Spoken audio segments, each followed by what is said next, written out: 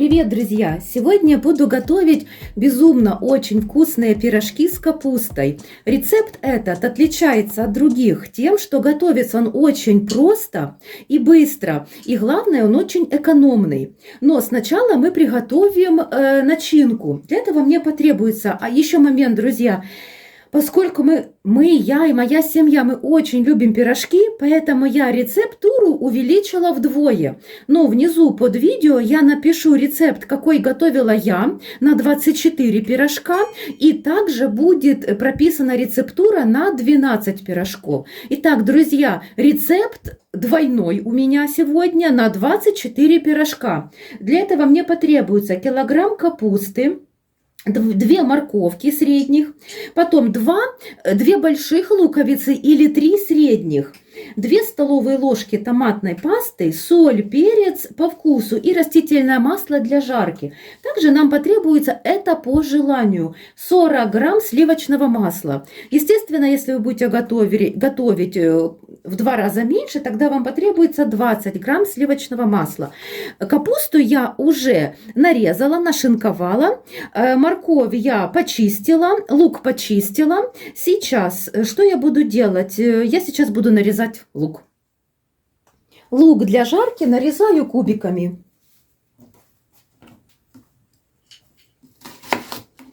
Кстати, друзья, есть секрет. Если вы хотите, чтобы у вас не пекли глаза от лука, тогда нож желательно смочить холодной водой перед тем, как нарезать. Если все-таки еще раз запекли, мы повторить процедуру, опять смочить водой.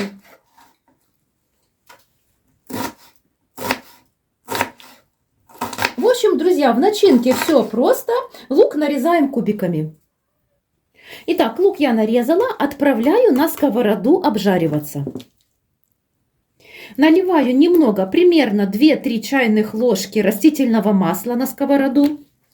Выкладываю туда лук и обжариваю на среднем огне, постоянно помешивая. Лук должен стать немножечко таким, до первой розовастости, так сказать.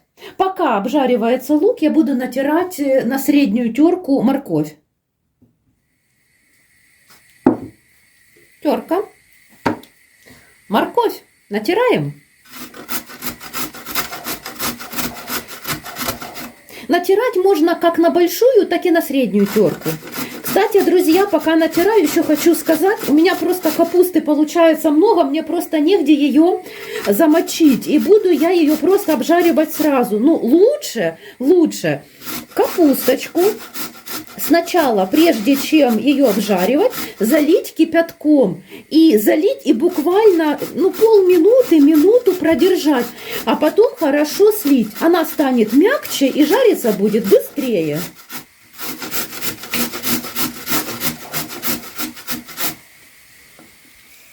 Так, друзья, смотрите, вот до такой примерно степени нужно обжарить лучок. Ну, по крайней мере, я его обжарила. Дальше я сюда аккуратненько высыпаю морковь. Все сейчас перемешаю хорошенько.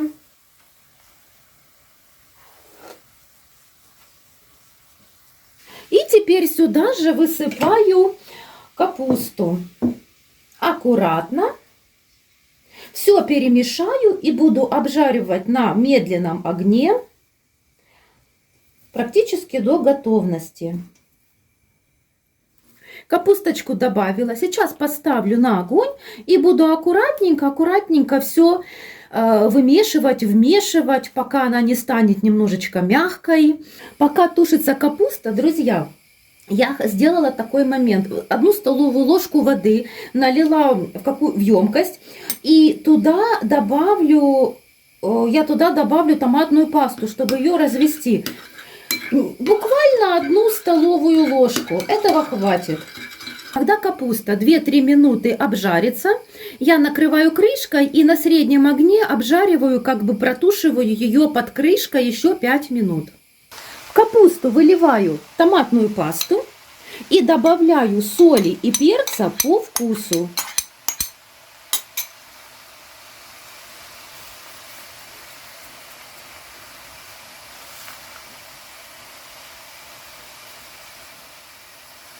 И также сюда добавляю сливочное масло. Теперь все хорошо перемешиваю. У меня капусты много, поэтому я аккуратненько, не спеша вымешиваю, чтобы она не рассыпалась по бокам. Перемешаю. На небольшом огне я еще ее протушу под крышкой примерно 5 минут.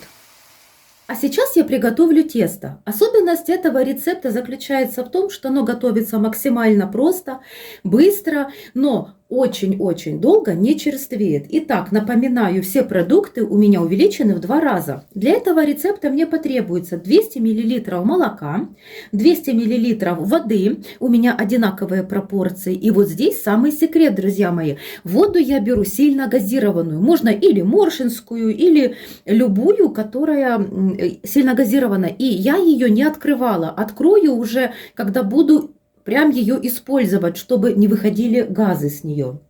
Дальше 100 мл растительного масла, 4 столовые ложки сахара, 2 чайные ложки соли, 30 грамм дрожжей, это прессованных, или же 10 грамм сухих дрожжей, также 800 грамм муки. Вообще, друзья, в этом рецепте очень просто. Весь секрет в том, что все продукты можно смешать сразу и даже, чтобы тесто не подходило. Но я все-таки немножечко делаю традиционным способом. Молоко немножко я все-таки перегрела, сейчас немножко оно остынет. И к молоку добавляю сахар и сразу дрожжи и перемешаю. Кстати, молоко я перегрела, поэтому дрожжи подождут немножко. Сейчас я хорошо перемешаю сахар, как раз он растопится в молоке. И когда уже будет комнатной температуре, такие тепленькие, тогда добавлю туда дрожжи. Все, молоко отличное, всыпаю дрожжи. И также хорошо перемешиваю. Также напоминаю, друзья, молоко и вода должны быть в комнатной температуре. Кстати, вы, наверное, уже заметили, что готовить этот рецепт мы будем без яиц. Но вкус на пирожке это никак на вкус не повлияет. Все, дрожжи с сахаром растворились, я их пока отставляю в сторону. К муке всыпаю 2 чайные ложки соли без горки. И хорошо перемешиваю.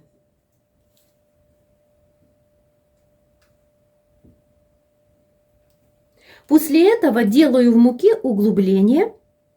И только сейчас выливаю сюда молоко и дрожжи.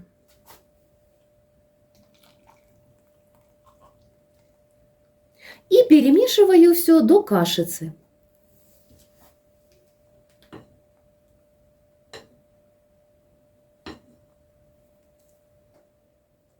И вот только теперь взвешиваю газированную воду и выливаю в тесто.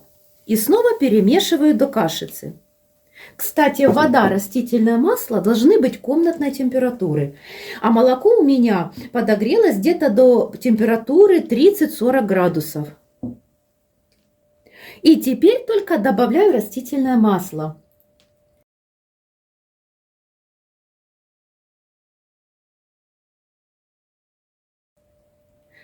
Газированная вода в тесто добавляет углекислый газ, поэтому тесто получается скороспелым. Дрожжи плюс газированная вода – замечательное, долго не сохнущее, быстро подходящее тесто. Сейчас я, пока еще возможно это, буду вымешивать ложкой, а потом перекладу на стол и буду довымешивать руками.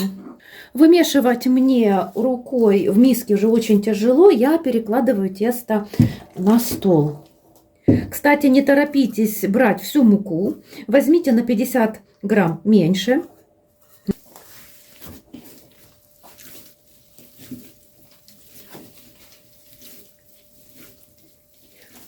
Это универсальное тесто, оно подходит как для пирожков, как для рулетиков. Далее, это тесто слегка липнет в рукам, но не оставляет следов. Вот посмотрите, когда примерно вы уже тесто замесили, я советую вам немножко его отбить, вот так. Если вы не пробовали такой способ, советую попробовать.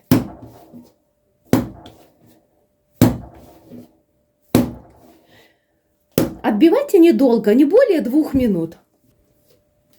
При отбивании тесто становится еще более мягким и эластичным. Оно сразу чувствуется, как поменялась его текстура. Вот посмотрите, какое прекрасное получается тесто. Замечательное. Далее, друзья, секрет еще и огромный плюс такого теста в том, что его можно сразу же использовать, даже не давать время, чтобы оно подошло. Вы сразу же можете с этим тестом взять и делать пирожки, там рулетики, все, что вы решите. Миску, где будет стоять тесто, я немножко смазываю маслом. И этим же маслом я смажу тестом. Если у вас в комнате тепло, вы просто его накрываете полотенечком, ставите в теплое место. У меня не очень тепло, поэтому что я делаю, друзья? Смотрите, тесто потрясающее. Боже, какое оно хорошее. Друзья, смотрите, я включаю на разогрев духовку примерно на 70 градусов. Она греется примерно 2 минуты, не больше. И все. Я ее выключаю и в эту духовку, немножко разогретую, ставлю мое тесто. Ну что, друзья, у меня прошло 40 минут, и что я вам хочу сказать? Тесто подошло не просто хорошо, тесто подошло, друзья, идеально. Друзья, вы только посмотрите, насколько оно подошло. Просто замечательно. Значит, друзья, я сейчас смазываю немножечко руки маслом и поверхность немножко. И выкладываю сюда тесто. Ой, какое оно хорошее, друзья, вообще. Значит так, я ничего с ним делать не буду. Я не буду его обминать заново, чтобы оно подходило. Нет, просто подкатываю в такой жгутик и сразу же буду делить. Получается, тесто у меня 2 раза больше, поэтому я буду делить на 24 кусочка. Весом примерно по 60 грамм. Я буду взвешивать, друзья.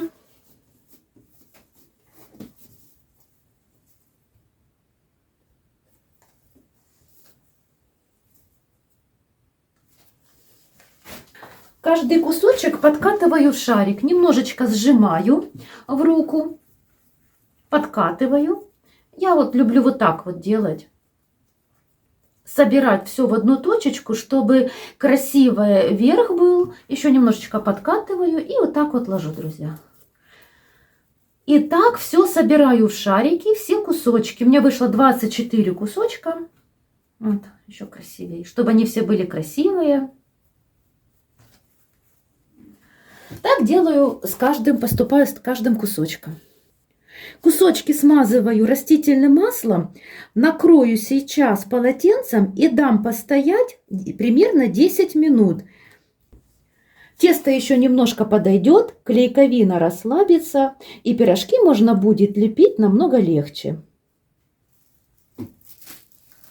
Чтобы не выпачкать полотенце, я сначала накрою пищевой пленкой, изолирую их, а дальше накрою полотенцем, чтобы им было теплее.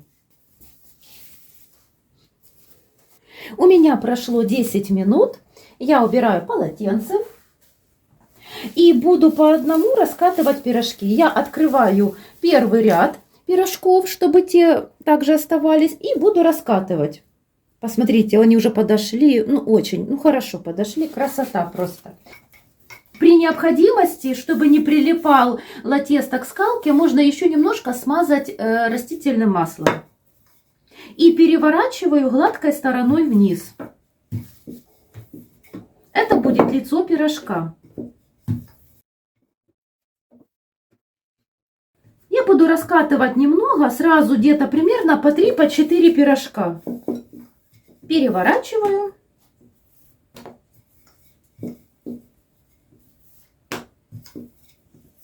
При необходимости можно раскатать повторно, если если тесто будет немножко сжиматься.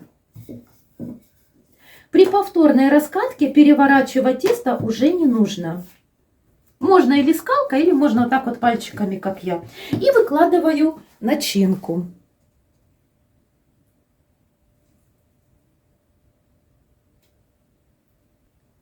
Еще немножко прохожусь пальчиками вот так вот по краям пирожка, Это нужно для того, чтобы начинки положить как можно больше. Теперь смотрим, как я буду делать. Буду я формировать пирожки в форме лодочек. Я сначала посерединке делаю вот такой вот гребешок.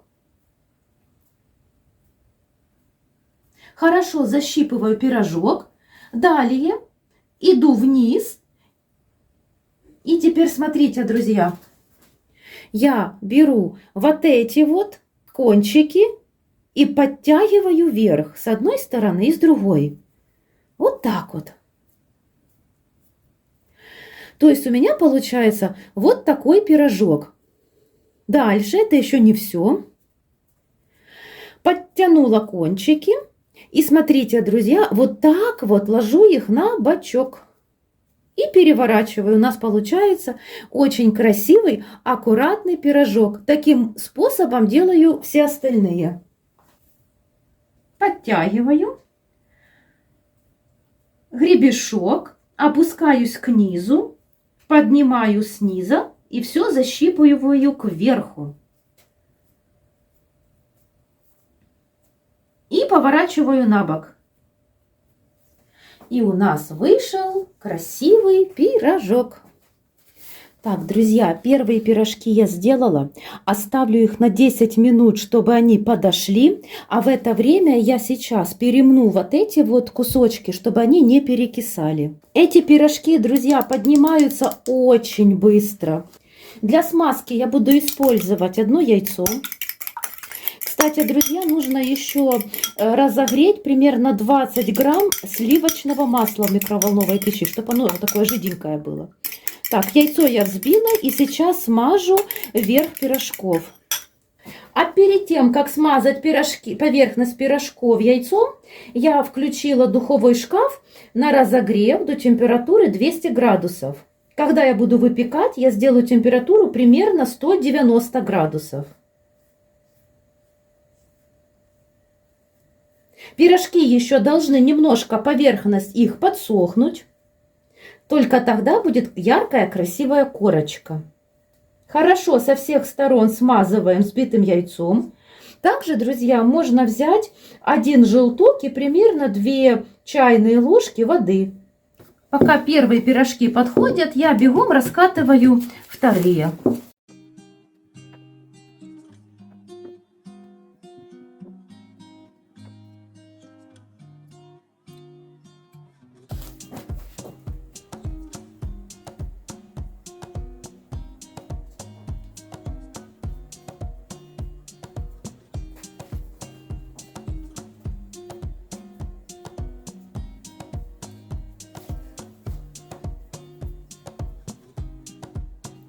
Готовые пирожки, друзья, можно смазать еще растопленным сливочным маслом.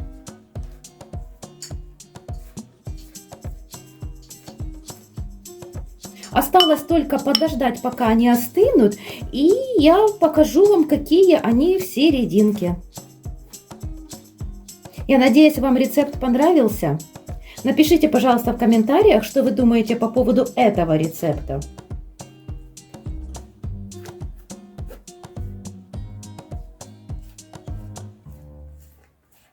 Мне будет очень приятно. Еще я хочу вам показать, насколько это мягкие пирожки. Вот посмотрите. Они очень мягкие. Они просто прекрасные. Они еще горячие. Сейчас немножко остынут. И я его разломаю.